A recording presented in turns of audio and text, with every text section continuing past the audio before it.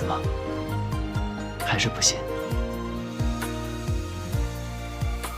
鸟语花开穿空际，为一缕雨相追忆，一色流言30里，竟无人怜惜。千金出山风雨洗，雁归落汤溪。如此呢？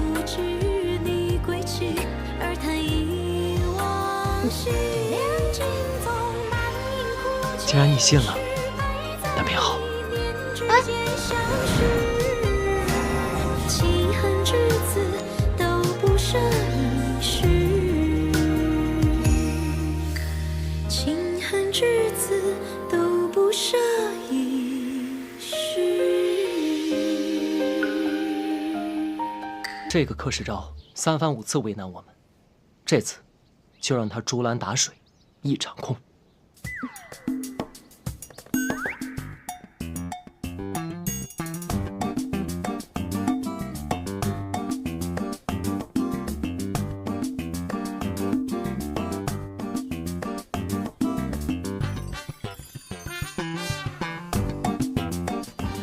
老太君，这三少奶奶没带呀。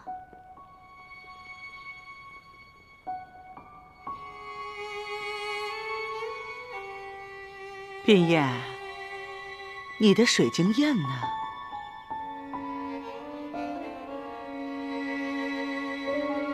奶奶，这水晶砚今儿还是别看了吧。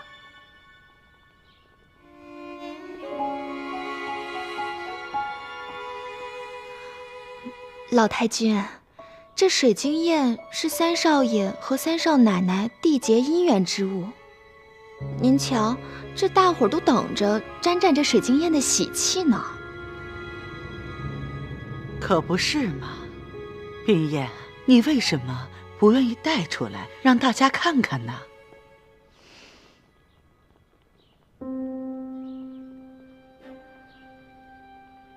奶奶，这水晶砚是贵重之物，我一到府里的第2日，就把它交给天磊了。方才我俩回去寻，可是没有找到。天磊啊，你怎么这么不小心呢？老太君，这水晶砚贵重的很，不会无缘无故不见的。难道是家贼啊？依我看，若真是家贼，这三少爷院里的丫头小厮可就都得换一换了。小巧，丫头就不用换了，我院里面也没有家贼。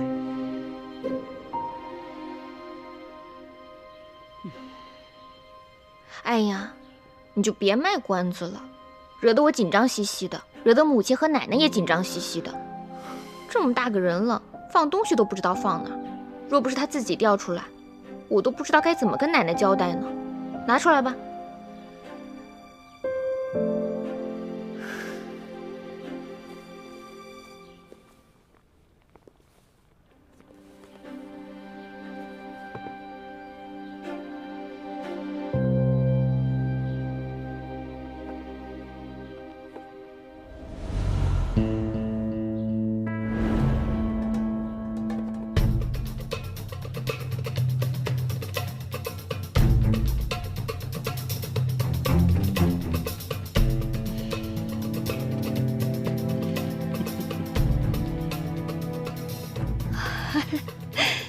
哎呦，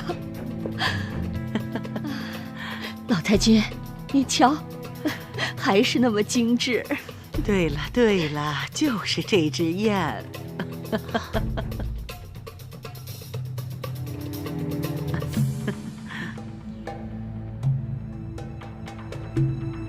这晶莹剔透的，还是和我们三少奶奶最配。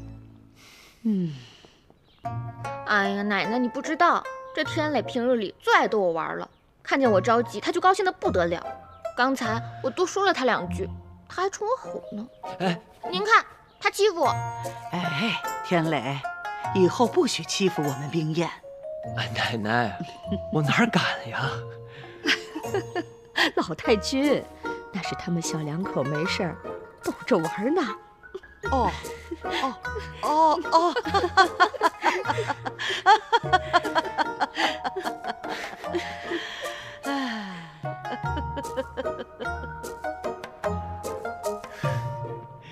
唉，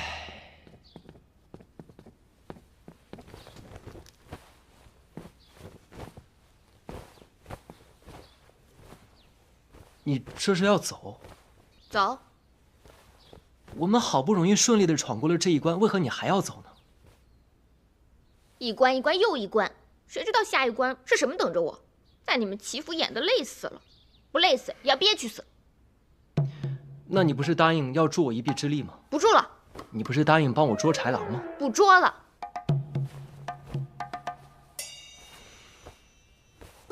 好，那你准备什么时候走啊？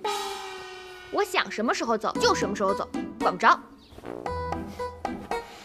好，那你决定要走，我也没有办法。要走，便早些走吧。好在老太君想的周全，已经替我物色好了另一位女子。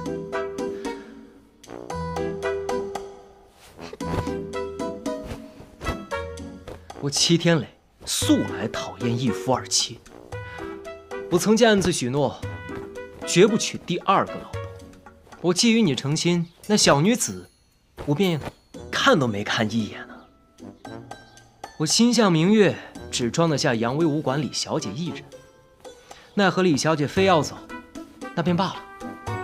强扭的瓜，不甜。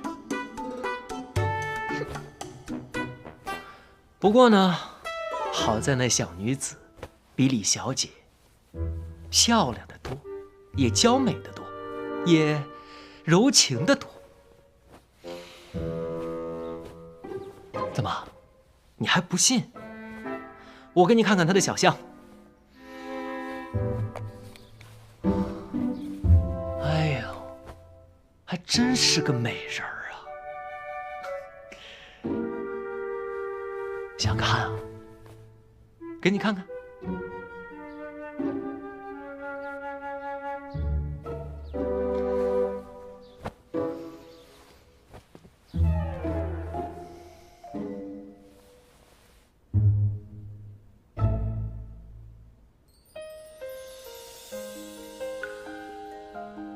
怎么样？是比李玉虎要漂亮得多吧？讨厌。鸟语花开春空尽，为一缕香追忆。别走好吗？一色流烟30里，竟无人怜惜。我不要什么大家闺秀的小女子，我只要李玉虎。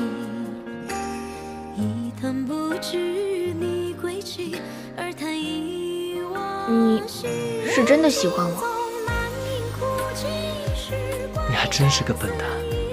你难道真的看不出来我齐天烈满心满眼都是你吗？我又不可能钻到你心眼里。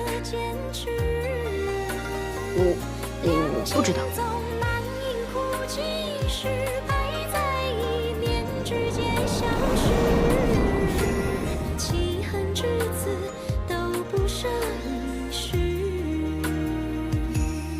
以此为证。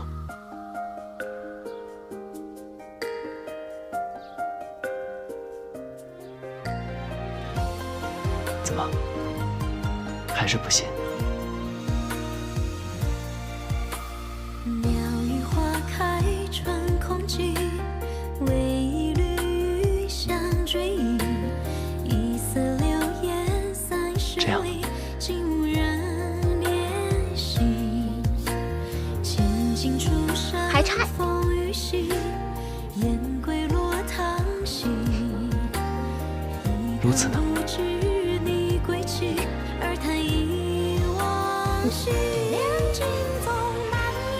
既然你信了，那便好。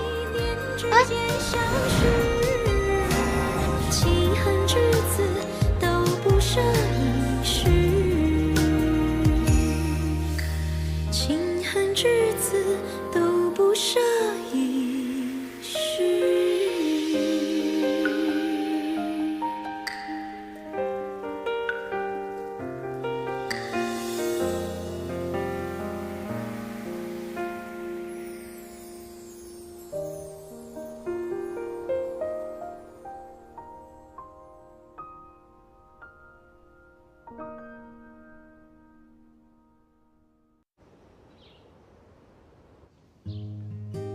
师傅，您可真是及时雨。那日要不是您突然降临，那我就……他就要收拾东西回扬州，把我一个人丢在这儿了。师傅，请受我一拜。哎，不必多礼。师傅，我还有一事想要问您。您是从前线边城来，冰燕姐姐的近况是否安好？冰燕她托我把这水晶焰送给你，却把原部区聘你的碧玉剑留了下来。她错嫁到荆州之后的近况嘛，便不言自明。如此甚好。歪打正着，各有其主，这就叫鱼配鱼，虾配虾。怎么不接着说了？这下一句是乌龟配王八。哎，你这小子！哎，师傅，好了好了好了，不闹，我跟你们二位说些正经事。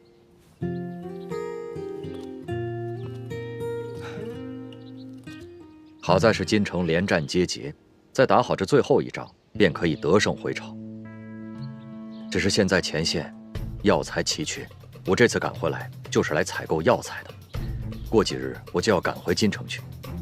前线的条件十分艰苦，不但这药材紧缺，而且居住的环境也十分恶劣。冰燕，一个扬州闺秀，女扮男装挨到今日，不但可以救死扶伤，而且还可以献计立功，实在是令人钦佩啊！真想见见他。师傅，您只需好好休息即可，这药材之事交给我办就好了。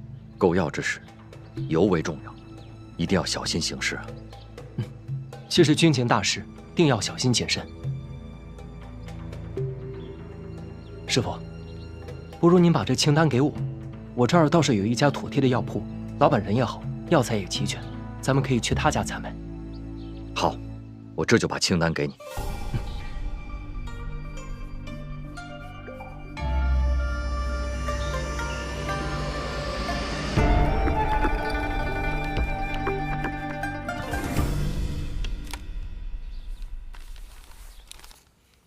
燕生，您手里拿的是买药清单，剩下需要办理之事，我都写在信中。你马上前往舒大娘的药铺，要季敬堂按照信中所说，火速办理。说好。哦，对了，你日后一定要多多留意，有没有人在后面跟着你。如果有人跟着，你就在街上瞎溜几圈，把他甩掉。哎，还有这个，这是师傅带回来的西域葡萄，你的嫂嫂偏要给你这个好妹妹留着尝尝鲜呢。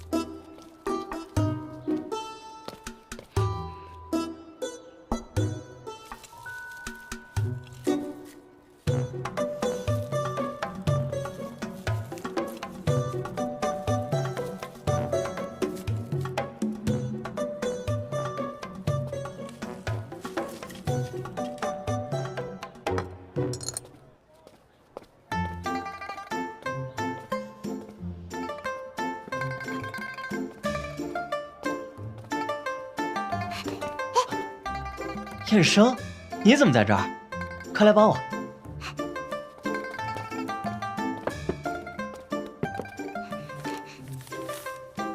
给我的。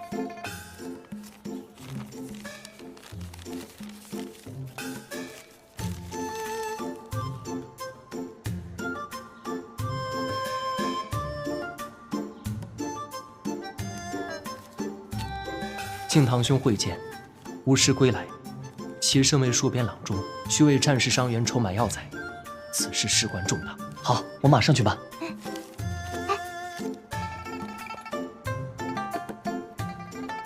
也是给我的。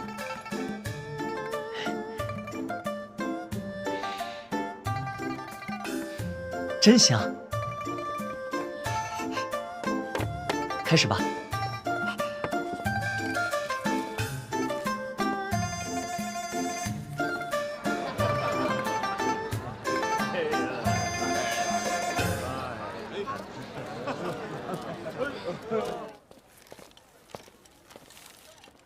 敬堂，哎，娘，你们俩这忙活什么呢？齐三公子让燕生送过来一封信，说是让咱们替他速备一批药材。要这么多啊？您看，这批药材是要送到边城给杀敌将士们用的。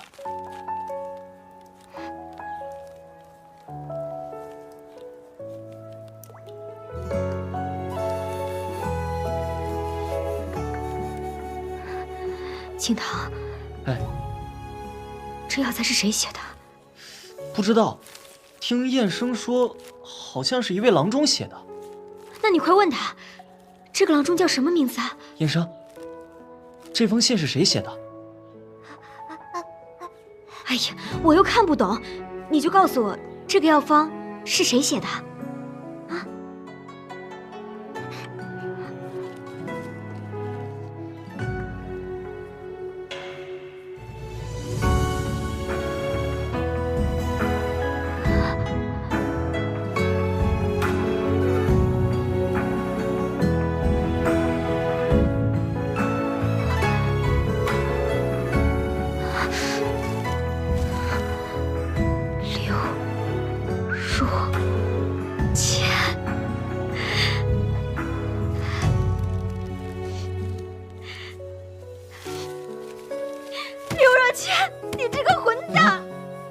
娘，你怎么了？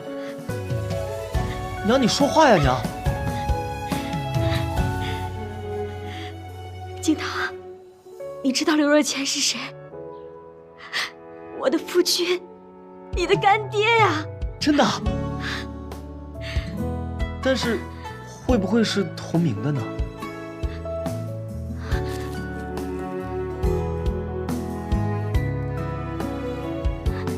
没错，就是他。燕生，你快带我找他去。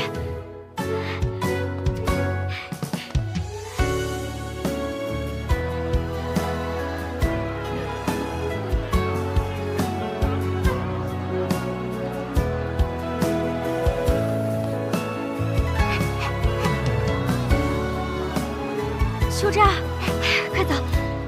哎，客官里边请，里边请，里边请。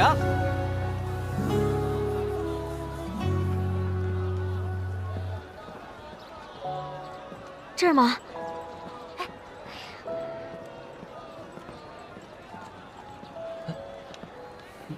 舒大娘。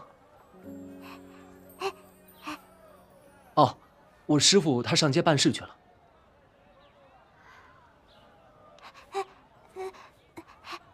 舒大娘是找我师父有什么事吗？我。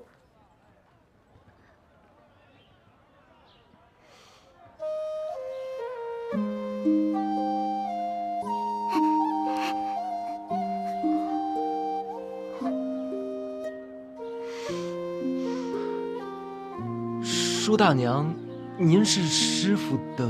我是你师父的发妻。啊？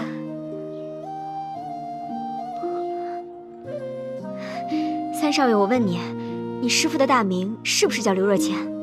是。河南洛阳人。是。今年41，属猴的，对不对？是。哎呀，那没错，就是他。我们俩打小就认识，我父亲是开药店的，收了个孤儿徒弟，就是你师父。我们俩从小一直玩到大。哎，我知道这个叫青梅配竹马。我也不怕你们三位笑话，这也算是天生有缘。我8岁就看上他， 18岁就同他圆房，都到了这个年纪了，我还得踏破铁鞋东跑西颠，满世界去找他。哎，你们说，他算不算是个冤家？是，这师傅也不往家里去封信。他原来出去也是有出有归有信，这不他一出去2年，我等得心焦。你说年轻那会儿性格温和，这上了点岁数了，脾气就暴躁了些，我就狠狠斥责他为何不回家，这怎么家里就不如外边了？这不把人给吓跑了。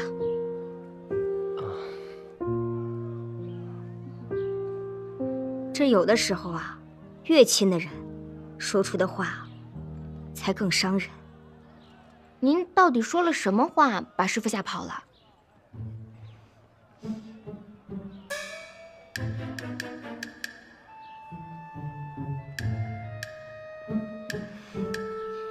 就一句话。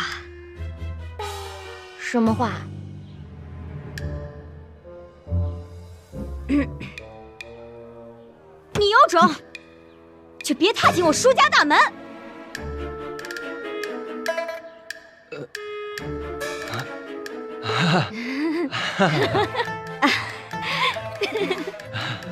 这舒大娘严重嘛，也难怪师傅他不回去。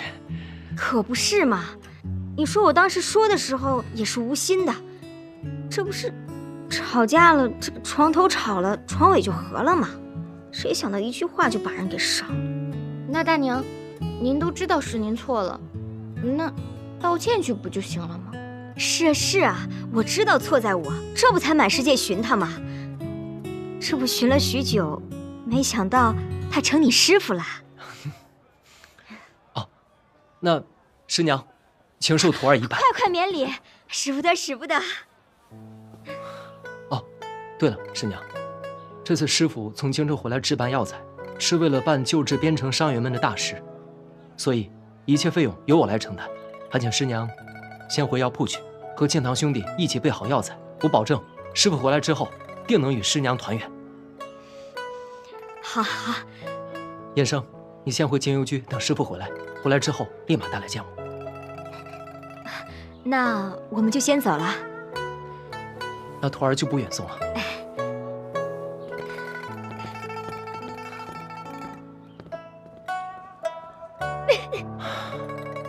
哎，这舒大娘还真是个泼辣直爽的性格呀。李小姐，你日后不会成个李大娘吧？那倒是不会，我呀，只会变成一只大老虎，然后把你吃掉。哦，那我这齐三少爷还真是可怜啊，要被个虎儿叼走了。那你就来吧。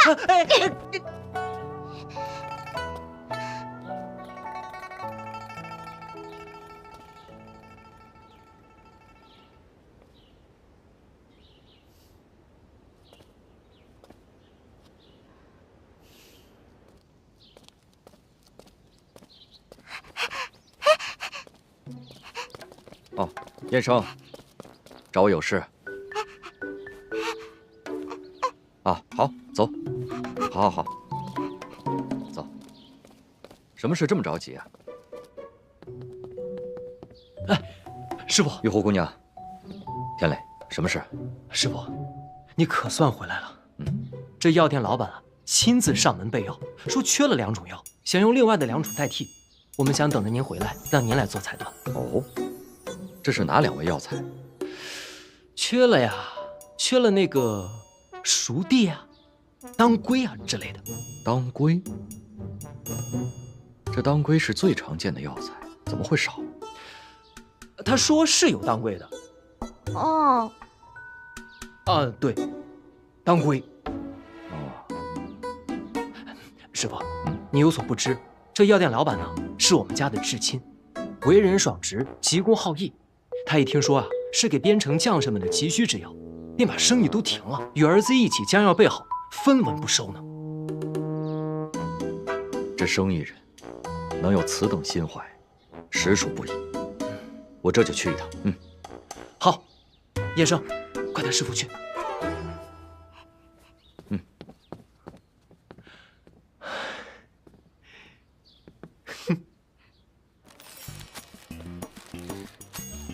静堂啊，哎，娘，他们怎么还不来啊？哎，娘，你就放心吧，准备了这么多药呢，干爹肯定会来的啊。啊，哎，静堂，我刚才跟你说的话，你可全部都记住了啊。哎呀，娘，您就放心吧，今天啊，我一定让您和干爹团圆。哎，好好好。来了，干娘这次可全靠你了。知道了。哎，燕生，悬壶济世。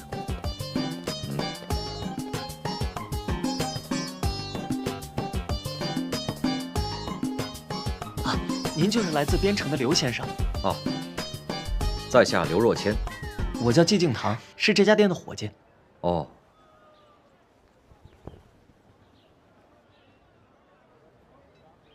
你家店主呢？啊，店主方才一直在这等候您，但实在不巧，他因为一点急事被请了出去。您稍等片刻，他马上回来。好。你先忙。我先忙。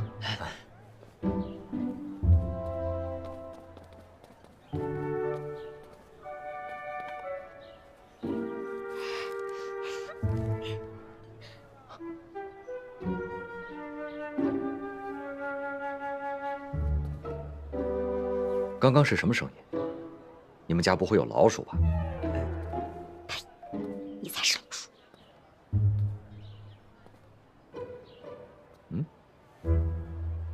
对了，先生，听说您是河南洛阳人。是。我们家老板也是洛阳人，据他说，他是您儿时的玩伴。哦。你家老板尊姓大名？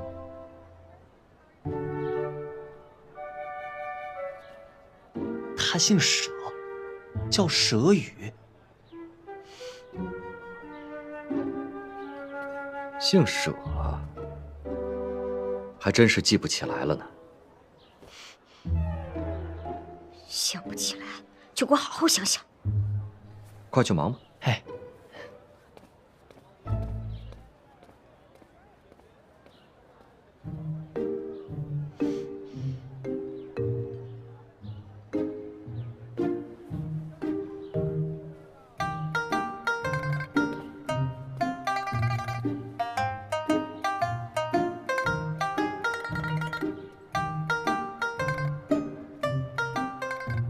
你练字几年了？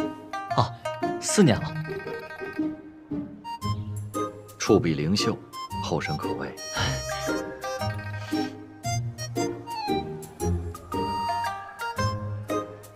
你家老板怎么还没回来啊？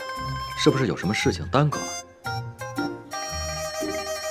哎，确实。哎，不瞒您说呀，昨天还起冲突了。什么冲突？昨夜老板跟老板娘吵架，本来也不是什么大事，但是你一句我一句，两个人互相都上了火头。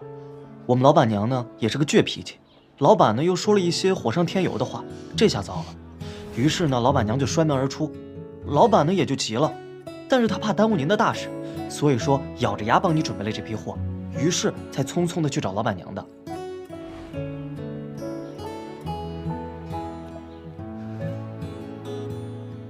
真的是家家有本难念的经。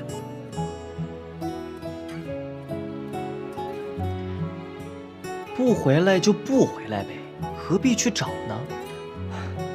你还小，你懂什么？虽然说夫妻之间没有隔夜的仇，但是又说了过头的话。他不去找，另外一个又怎么下台阶呢？没良心的！我给你台阶，你下吗？哦，对了，老板临走之前给了我一件东西，说只要将它交给你，就知道有当归了。当归。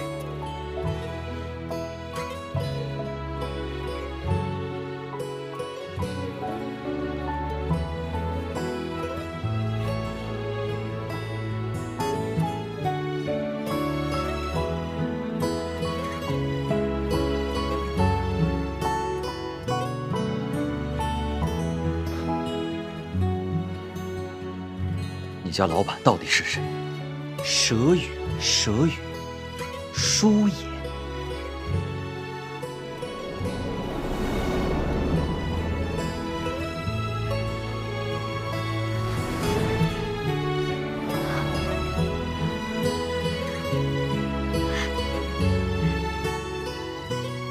若谦，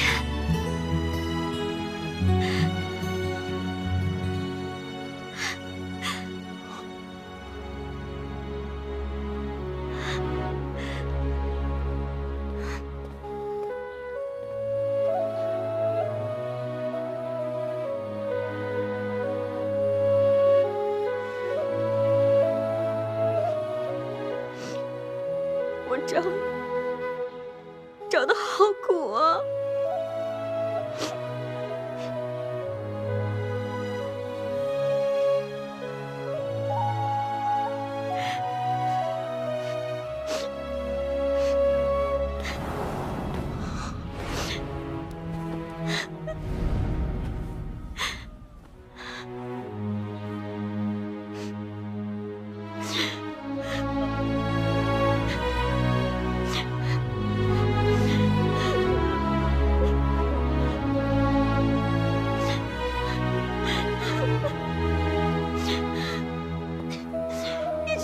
你这段时间去哪儿了？去哪儿了？去哪儿了呀你？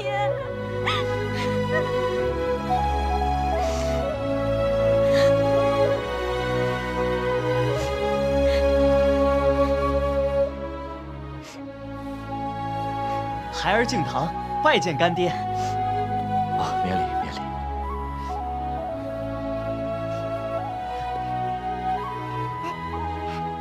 干爹，你看这葡萄是你从边城带回来的，几经周转，还是送到了娘手里。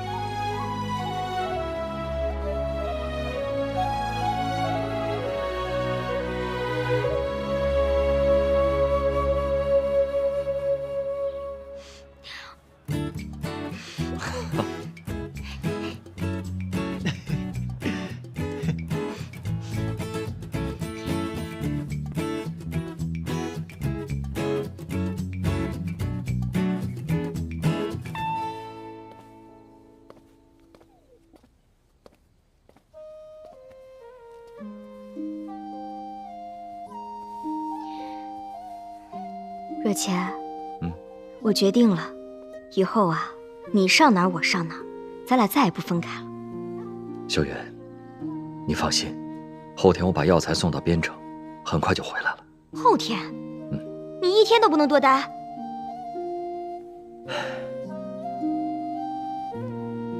主要是前线呢，还有很多伤员等着我去救治。你不放心这个，不放心那个，你怎么那么放心我呀？你去悬壶济世，我不反对，但你也不能把我丢在一旁不管不顾呀。你呀，刚好了那么一小会儿，就开始唠唠叨叨，没完没了啊！我唠叨，还不是因为挂念你吗？我知道你是在乎我。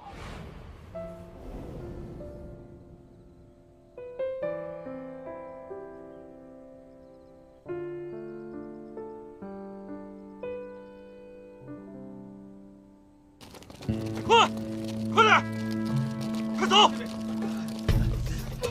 我看一下，稳住点！怎么样了？哎，杜宾，止血药还有没有了？止血药都用完了啊！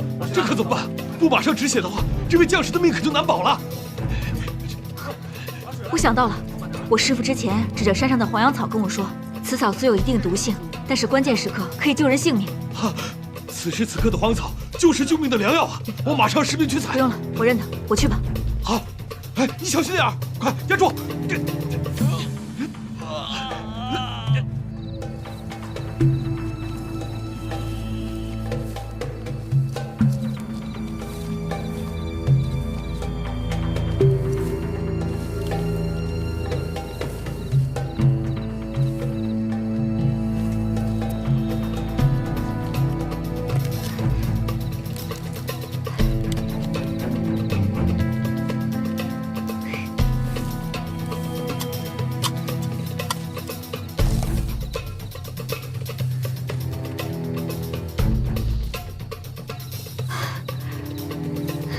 我找到了。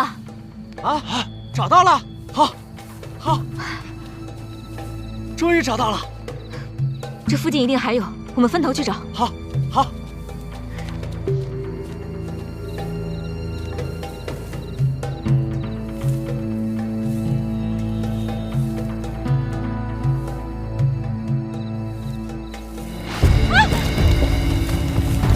怎么了，杜医生？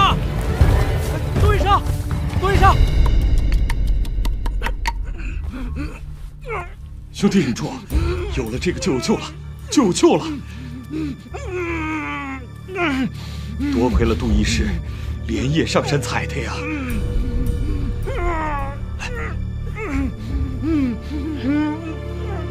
先生，听说杜宾受伤了，怎么搞的？哎呀，为了抢救伤员，他连夜上山采药，给摔伤了，严不严重？哦，幸亏是外伤，皮肉受点苦。不过这孩子是真倔呀，硬是不让人碰，他自己回去包扎了。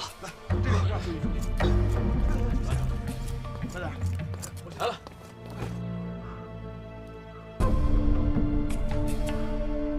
杜宾，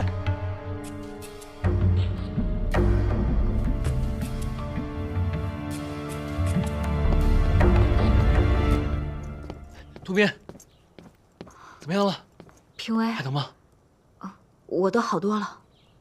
你也真是的，半夜私自上山，为什么不跟我说，让我陪你一起啊？来不及了，救人要紧啊！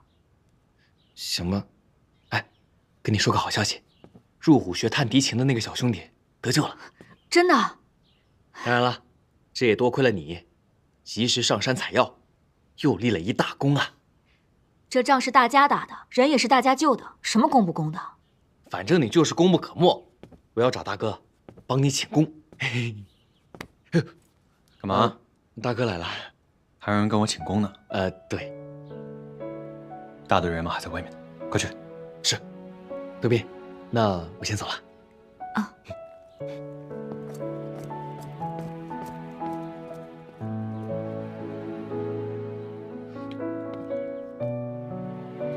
来，先坐下。哪受伤了？给我看看。没事。给我看看。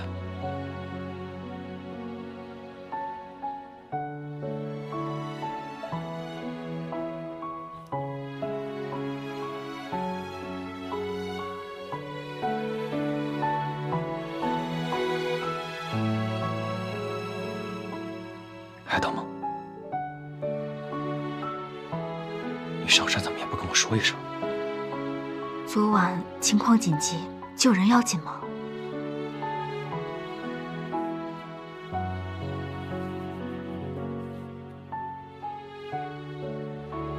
让你受苦了，但真没想到，你居然还是扬州的富家小姐。其实，离开扬州，换个环境也挺好的。自从我来了军营，我才知道，这个世界有这么大，我能做的事情有这么多。现在，我都没有刚来的时候那么想家了。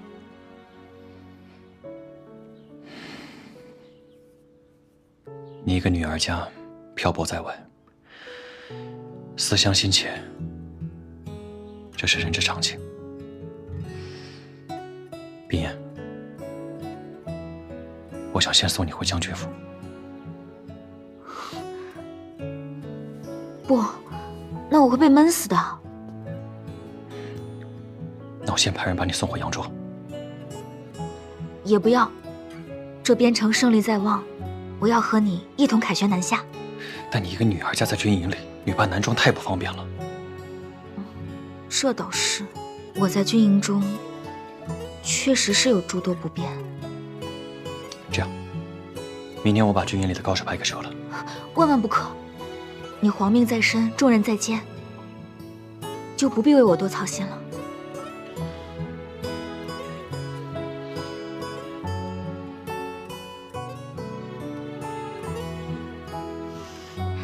我呢，会趁着养伤之机，好好的想个主意的。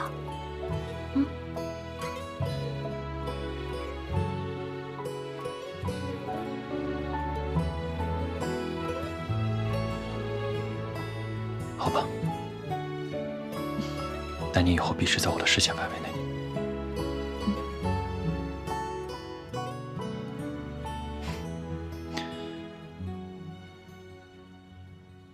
兄弟们，我们入驻边城，与敌交战，屡战屡胜。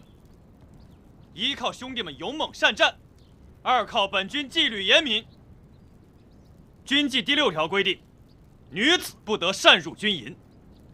可是最近，竟有大胆女子混入军营。女子！大哥，咱这没什么女子。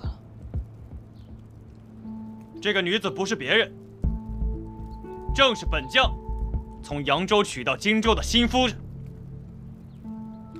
带上来。杜宾。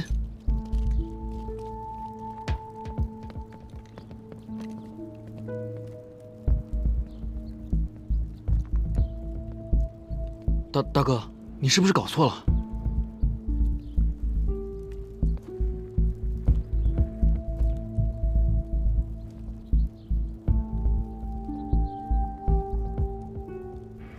别怕。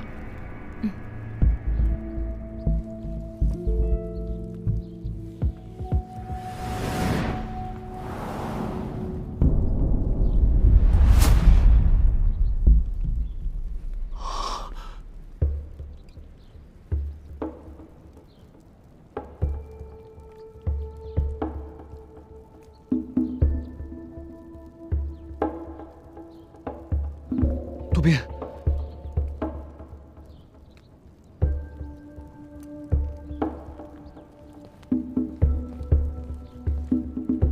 按照军规，女子私入军营，斩！且慢！如此处置，我觉得不妥。为何不妥？她既然是将军夫人，那便不是混入军营的闲杂女子。况且，自从她入军营以来，献巧计，救伤员。大哥，就连你身上的箭伤都是人家日夜操劳、精心呵护之后才照顾好的。你这二话不说就把人家给……反正我觉得不公平。对，不公平！不公平！不公平！不公平！不公平！不公平！不公平！不公平！不公平！国有国法，军有军规，不依规矩，难成方圆。她虽然是我尚未谋面的夫人，可她犯了我制定的军规，我袁不屈，赏罚分明。将军，您就饶了杜军医吧。对啊，将军，您就饶了杜军医吧。本将军的夫人犯了军规，本将军难辞其咎，纵容亲眷之罪，也该罚。来人，袁不屈，军棍100。大将军不可。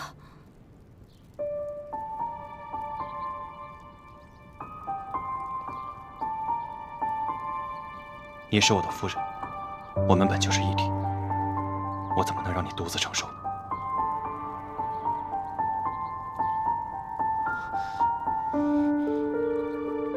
打！将军，动手！得罪了，将军。春风绵绵，拂一叶扁舟轻轻，雨打芭蕉不及耳边的叮咛。一座城，一身情，一曲相思锁一心。梦里桃花片片散落半月明，夜雨伴随扬州行，一人撑伞两肩并，花瓣飘零，是你满天深情。夜雨无声人有情，不负真心不负语，不负人间。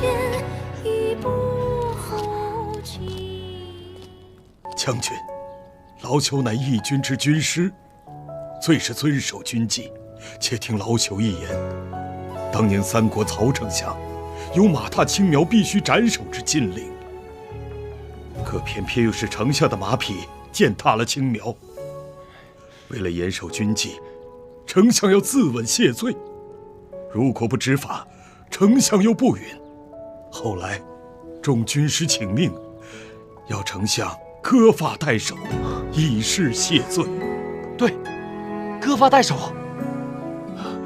不知者无罪。将军的牵连之责已然执行，此事就罢了。将军无罪！将军无罪！将军无罪！将军无罪！将军无罪！将军无罪！将军无罪！将军无罪！将军无罪！将军无罪！大哥，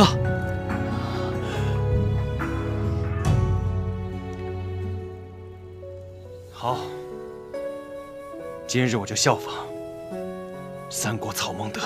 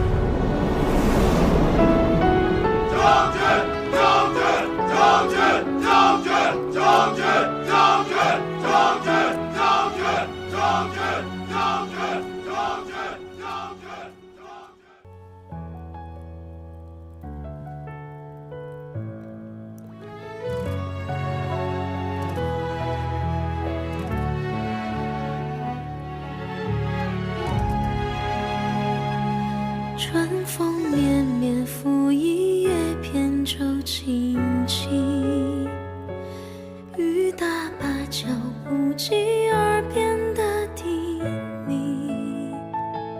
一座城，一身情，一曲相思锁一心。梦里桃花片片散落奔月明，夜雨伴随扬州行，一人撑伞两肩并，花瓣飘零。真没想到，将军夫人既是诸葛之侄，一骑良方，妥善亮出了自己的身份，还让嫔尉擦亮了双眼，认下你这个嫂嫂。有得亦有失，你看我这长发，不就被你无情的削去了？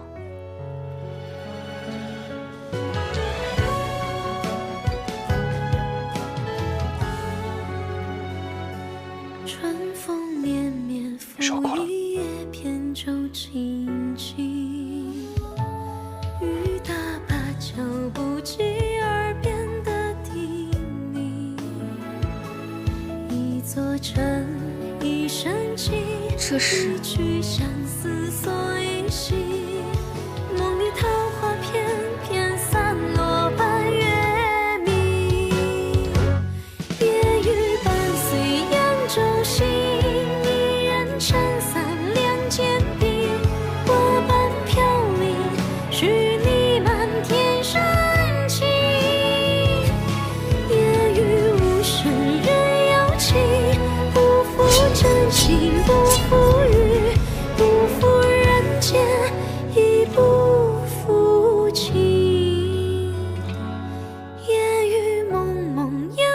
息，山高水远情不离，良辰美景透出深情相依。夜雨柔柔人有意，姻缘作对须惋惜，郎情妾意此情不移。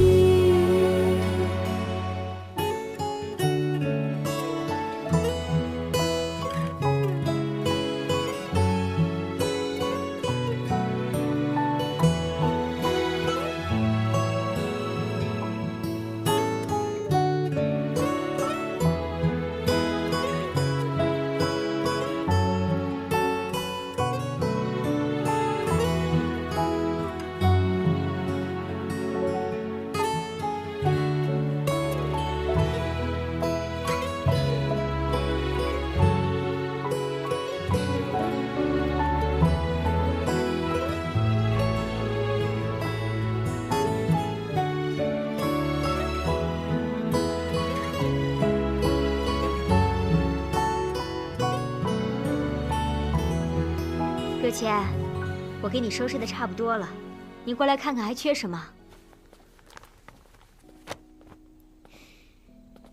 秀媛，嗯，让你费心了。什么话？哦，对了，你等着。嗯。来试试，这是我给你新做的。这得花费不少的银两吧？这算什么呀？这2年我不在你身边，你自己也不知道置办2身新衣服，看着让人心疼。转2圈看看。确定是2圈？嗯。1圈，2圈。还不错嘛。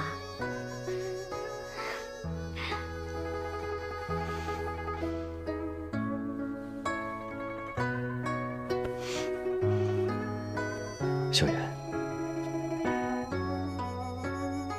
我都懂。若谦，我有个事儿想和你商量。你说。但不知道你愿不愿意听。都老夫老妻的了，有什么愿意听不愿意听的？哎，我说你一个性格直率之人，怎么也变得扭捏起来了？你说，我们俩也快3年未见了吧？这才团聚了2天，你明天又要走。哎，等这仗一打胜，我立刻回来。可是你去那么老远的地方，又是疆场，我不放心啊。我行走江湖这么多年，有什么不放心的呀？哎呦，我不放心就是不放心。说吧，你到底想做什么呀？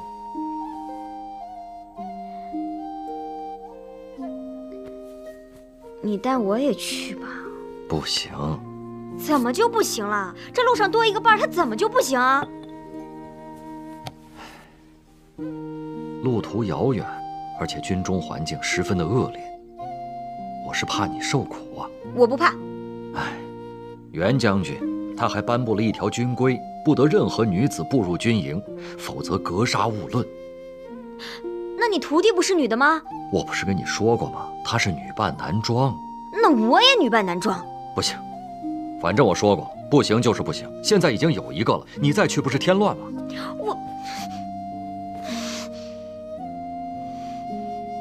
秀云，秀云，其实能和你再次相见，我就已经别无所求了。别无所求还乱跑？我那不是乱跑，我去边城，把那大事有头有尾的做完，你就在家安安心心的等我回来，好吗？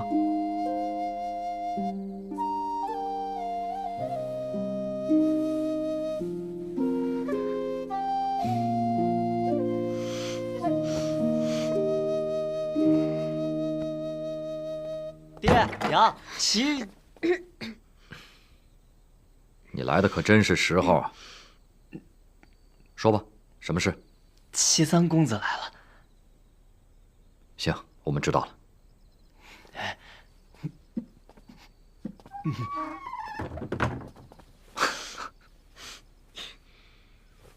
得知师父明日就要启程，徒儿特地前来倾听教诲。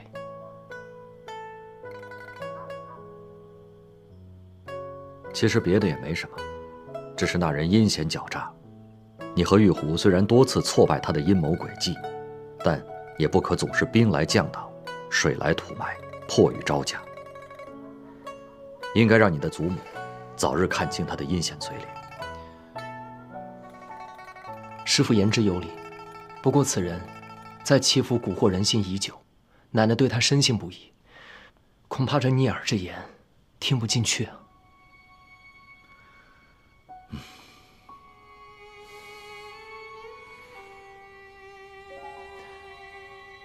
师父，徒儿突然想到一计，我想让奶奶尽快知晓柯世昭在姬敬堂父母身上犯下的恶行。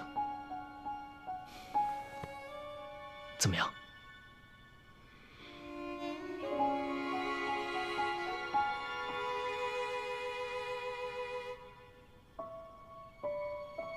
好计，天磊，我走了之后便可使此计。敬堂感念公子能出此计谋，恳请三公子早日为我九泉之下的父母报仇伸冤。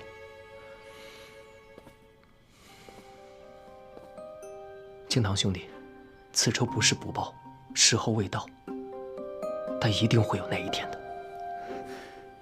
多谢三公子，快请起，不必多礼了。师父，那你明日启程一定要小心谨慎。我和玉壶就先回去了。师父，一定要多保重。好，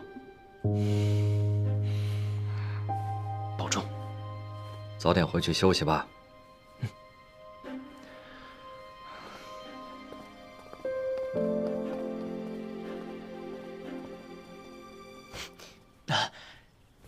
干爹干娘早点休息，我便先走了。你也早点休息。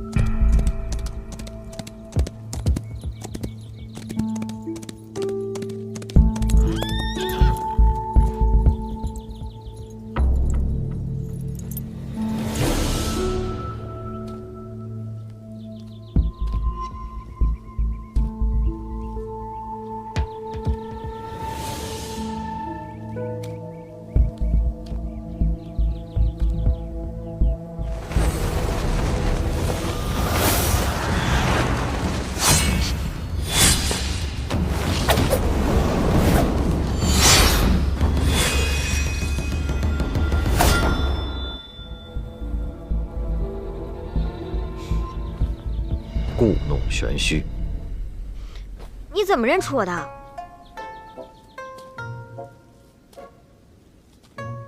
你化成灰啊，我也认得出来。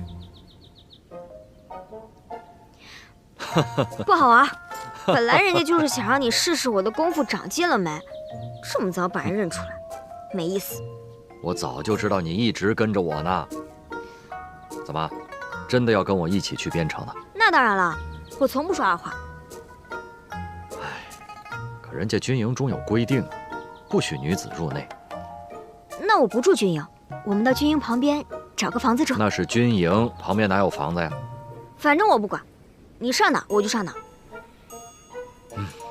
我是真拿你没办法呀。你答应我去啦？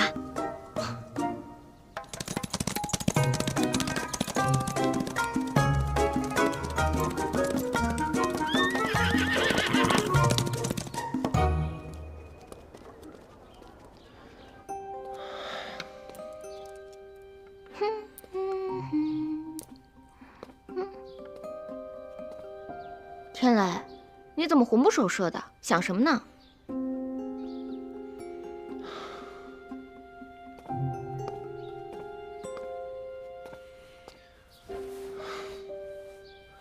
虽然师父也赞同我们的计策，用这个方法不仅可以让奶奶知道寂静堂一家被陷害之事，也能让她知道柯世昭的真实为人。那有什么好顾虑的？但是揭穿此人，又谈何容易呢？你是怕奶奶不相信你？奶奶自然是更相信他了。为什么呀？奶奶年轻时喜欢养兔子，最宠爱的那一只脖子前有一撮红毛，后来得病死掉了，奶奶伤心不已。偏巧，远在江浙的姑母足月生辰，诞下一名男孩，这名男孩的脖子前竟然也有一块红色胎记。奶奶听闻之后，便以为是玉兔转世，亲自前往江州查探，之后便倍加宠爱。此人就是与我大哥同年生辰的柯世昭。竟然有如此巧合之事。这个柯世昭极会笼络人心，整个齐府上上下下，除了我母亲、雅妹之外，所有人都认为他好。你觉得，要是我们没有掌握他的铁证，奶奶会相信我们说的话吗？有道理。所以此计还需周密行事，最好是能够支开柯世昭，单独向奶奶汇报，免得节外生枝。唉，要是他不在府上就好了。对呀，奶奶一直想收回一家外地的商铺，我可以在奶奶耳边吹吹风，让她派柯世昭去速速多办此事。就这么办。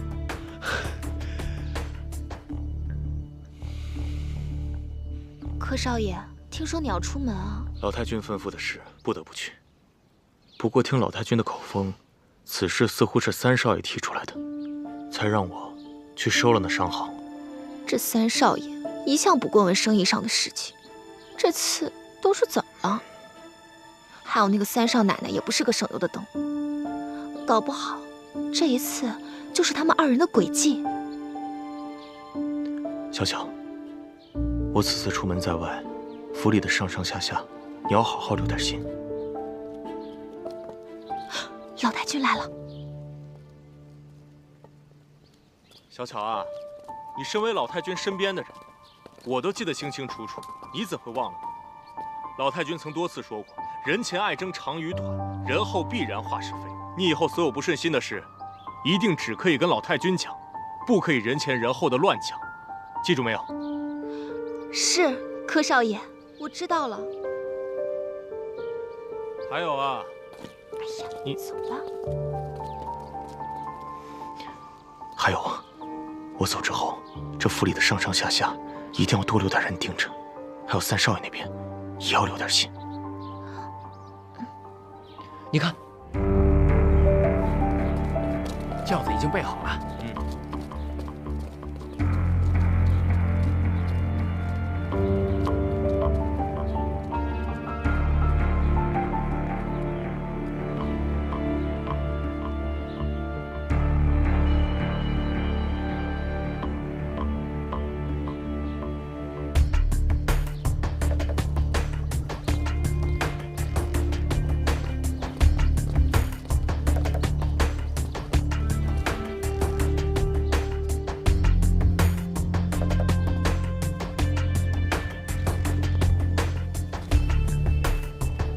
少爷，您的包袱。来，起轿，走了。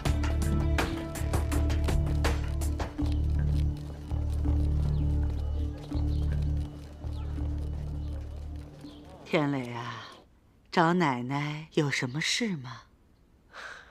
奶奶，最近咱们这儿来了一个戏班，叫鸾喜班，他们演的剧目，我们连听都没听说过呢。现在已经唱红了整个林州城。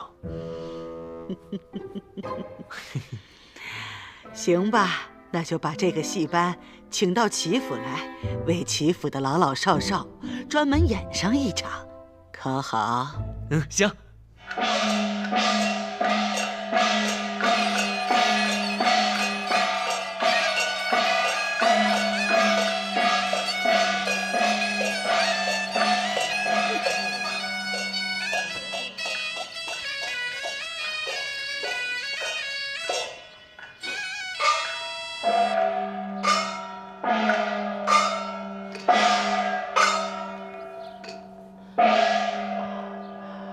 而老爹娘在此休息片刻，待儿去早晚随来。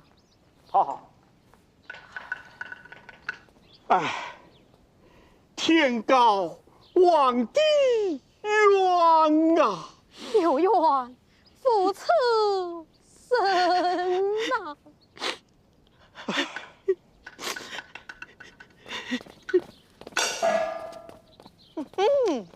你们逃得出江州，却逃不出我的手掌。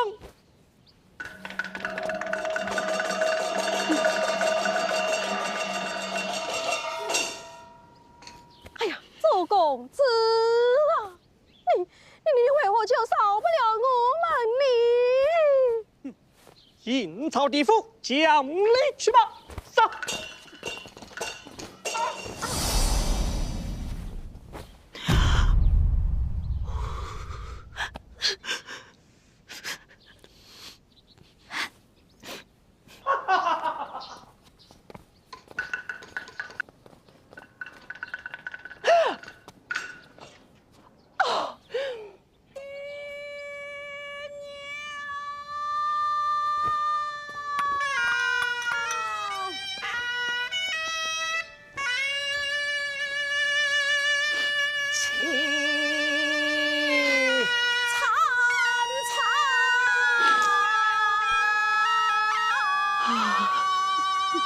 可怜的见爹娘。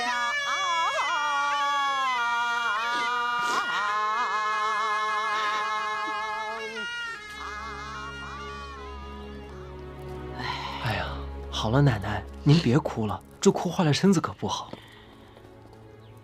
奶奶，您觉得这出戏如何？这个戏是不错，就是太苦了点儿。哎，这个戏叫什么来着？叫《丁郎恩仇记》。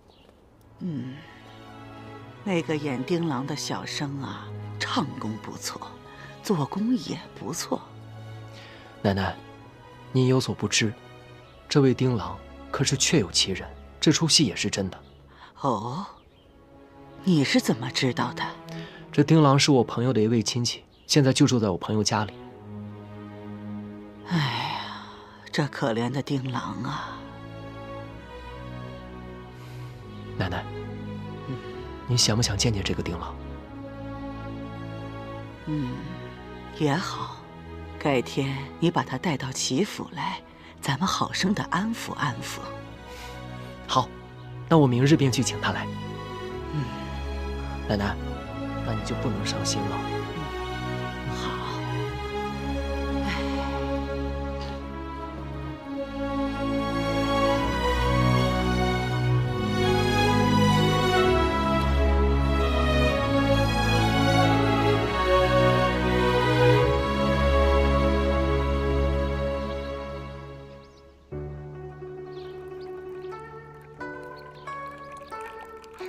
奶奶，我新寻得了好茶，一会儿让小巧姐跟着小喜去取。小巧姐烹茶的手艺，您是最满意了。等泡好茶，给您好好尝尝。好，行。小巧姐，随我来吧。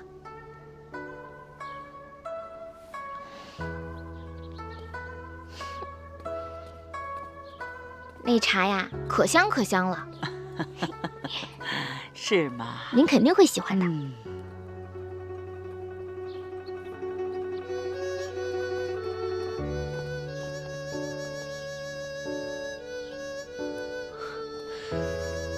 奶奶，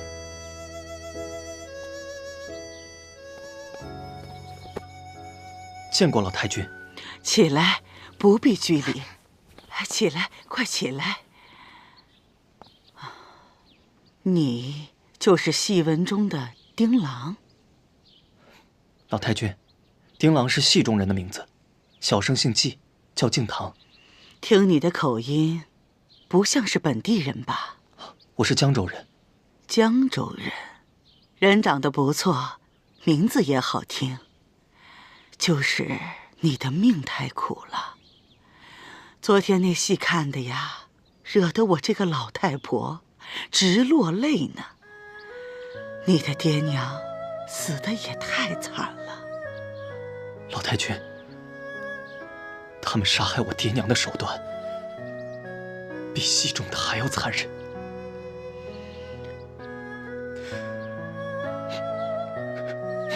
别难过，别难过了。既然如此，那我就问问你，为什么不把真实的情况写到戏里，让大家都知道呢？戏班班主怕惹祸，只能真真假假，虚虚实实。况且我爹的冤屈，也不是一场戏可以说明的。戏说不明白，嘴能说明白吧？老太君，那戏里的周世彪是借刀杀人，可那江州的周世彪是用毒计害人，心狠，手更辣。他们为什么要缠着你家呢？江州城东有一恶霸，恶贯满盈，坏事做尽，而他的儿子周世彪，跟他比起来是有过之而无不及，人称玉面郎君。我们家在城西经营着一家药馆，本来与他们周家毫无瓜葛，可万万没想到，还是被那恶人盯上了。那他们有何图谋？他们看上了我们季家的药馆，那是块生意兴隆的风水宝地。起初，只是派人出价收购，我爹爹一口回绝了。后来他心有不甘，便想出了一条丧尽天良的毒计。毒计？什么毒计？奶奶，您先别急，听他慢慢说。好，你慢慢说。那恶人周世彪一心想要我家的地，但是又不能从城东到城西去强抢，于是便挖空心思的陷害我家。直到有一天，他在江州的大街上东游西逛，看到了一对乞丐母子坐在街头乞讨，心中突然冒出一个毒计。他别有用心地走到乞丐母子面前，说这乞丐母子的样貌像是他家一个什么远亲。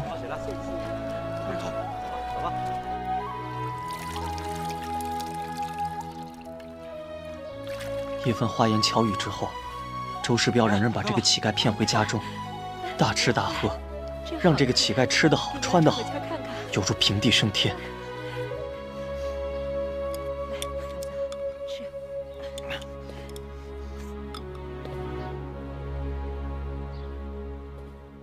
如此，他也就乐得跟在周世彪身后收租讨债，狐假虎威，当了一个衣来伸手、饭来张口的甩手公子。这个乞丐在周世彪家中一住就是半年。有一天，这个乞丐公子偶然得了小病，周世彪便请了个郎中给乞丐把脉瞧病，开了药方。乞丐公子便拿着这张药方到我家的药店去抓药。为人朴实的爹爹，万万也没有想到其中有鬼。他按照药方抓了药，给了这个乞丐公子。公子，你拿好。谢谢少爷。之后，周世彪又派人偷偷将真药换成了毒药。乞丐公子喝下去之后，顿时七窍流血，一命呜呼。贩卖假药，谋财害命，跟我见官！怎么可能呢？我们季家药铺一向卖的都是货真价实的药。快走！周世彪让他的手下抬着乞丐公子的尸体到我家店门口大吵大闹。爹爹和他们理论，可是这帮恶奴蛮不讲理，硬说爹抓错了药，害死了乞丐公子。他们不由分说地把爹拖进了衙门。收了周世彪贿赂的县官，用酷刑逼我爹爹招供。可怜的爹爹，蒙冤寒屈，惨死狱中。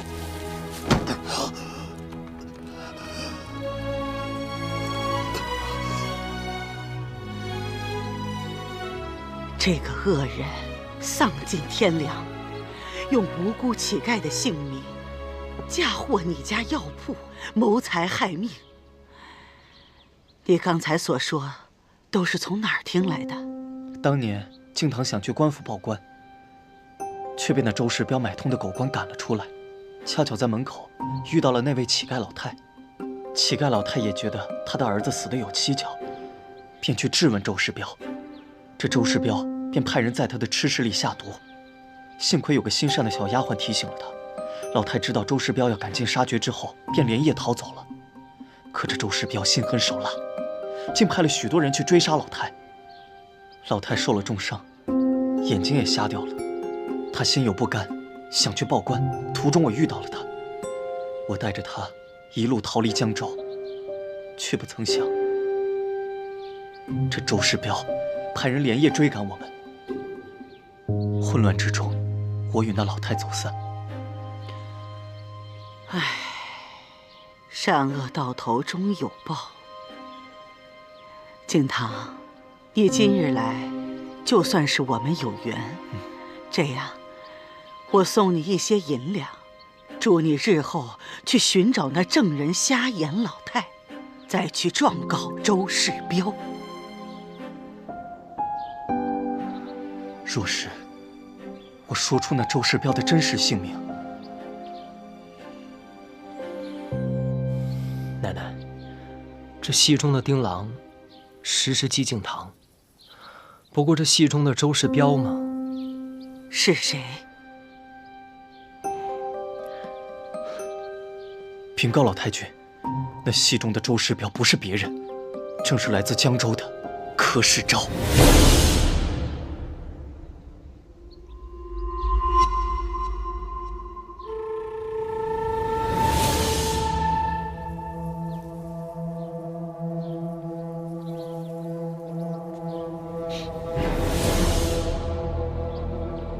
你究竟是何人？我是江州季家药馆掌柜之子季敬堂。那柯世昭害得我家破人亡，请老太君替我做主。我说的话句句属实。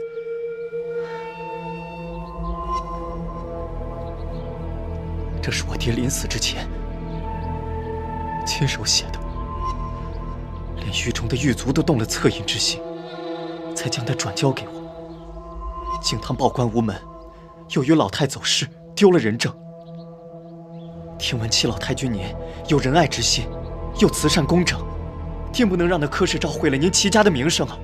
于是我才斗胆来见您，求您给我个公正。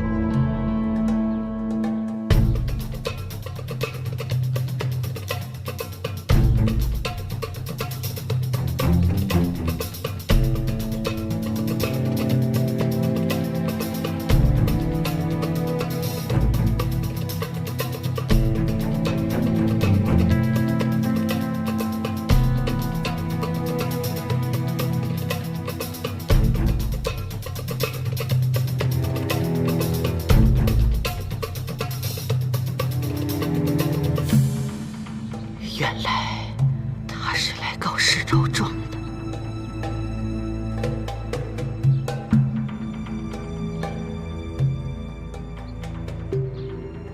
既然这个案子他官府都管不了，又没有证人，我一个商户老太太更不方便插手。再说了，你刚才所说的也只是一面之词。天磊，在，你去取些银两送给他，让他好好回家。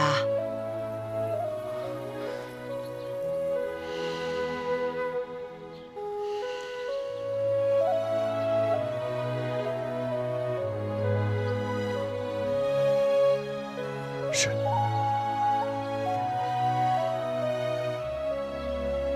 敬堂感谢您的善爱，但敬堂不为银两，只求替我父母还个公道。祝老太君福寿康宁，敬堂就先告辞了。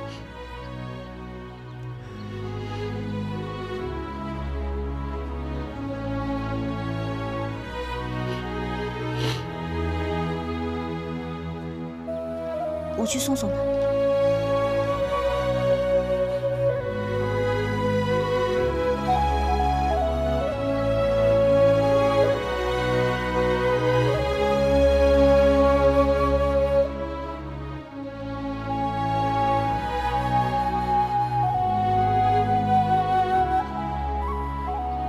天磊，你是怎么认识那孩子的？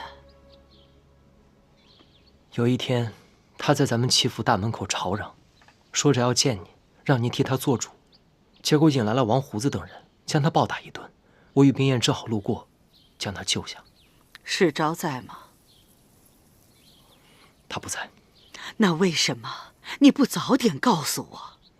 孙儿想，毕竟此事牵扯3条人命，又与柯表兄有关，不能只听信一面之词便妄言相信，还想等着查实之后再说也不迟。天雷啊，寂静堂的事情你不要再管了。世昭现在是在替我办事，办的都是我们齐家的大事。如果让他牵扯到官司，那受损的可就是我们齐家了。奶奶，这寂静堂家的冤情早晚都会真相大白。但是咱们齐府的大事，您还是尽快收回自己手中比较好。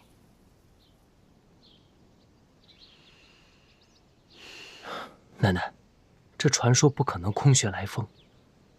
这江州，我看也是个多事之地，会不会是因为柯表兄常驻江州，沾染了一些江州不好的风气，把厄运带给了咱们齐家呢？你不要胡说。孙儿没有胡说。若是咱们齐府没有厄运，为什么我的大哥会不明不白的一觉睡死？又为什么我的二哥会莫名其妙的被毒蛇咬死？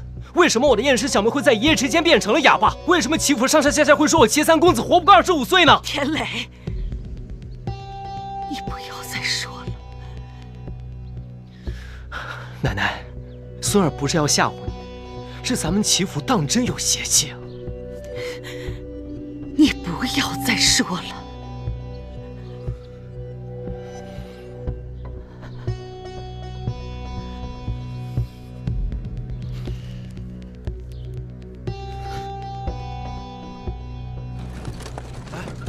快走2步。善儿辛苦了。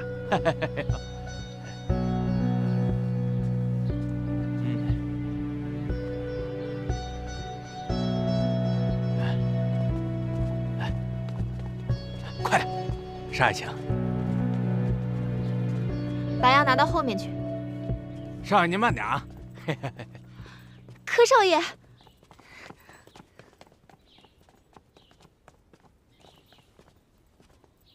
柯少爷，你总算回来了。回来了。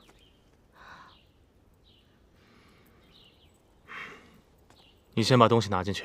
哎，快，小跑2步，来，快点。去。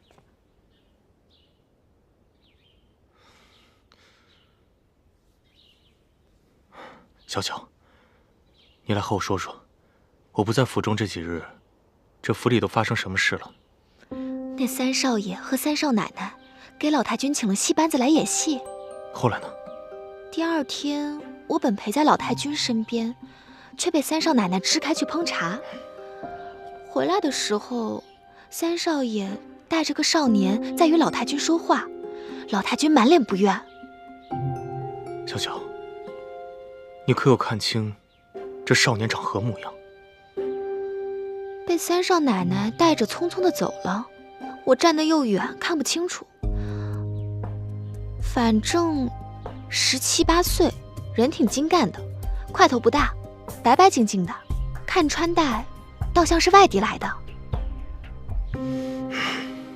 小巧啊，你为什么不好好盯着他们呀？我怕被3少奶奶看见，她鬼着呢。打死他！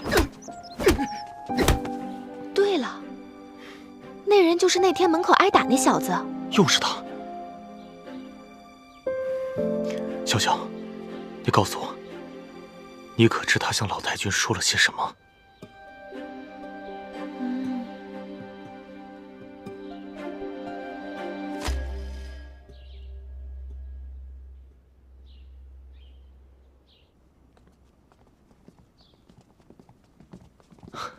外祖母，世昭拜见外祖母。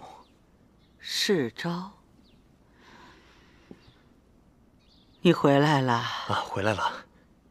来，把东西放过去。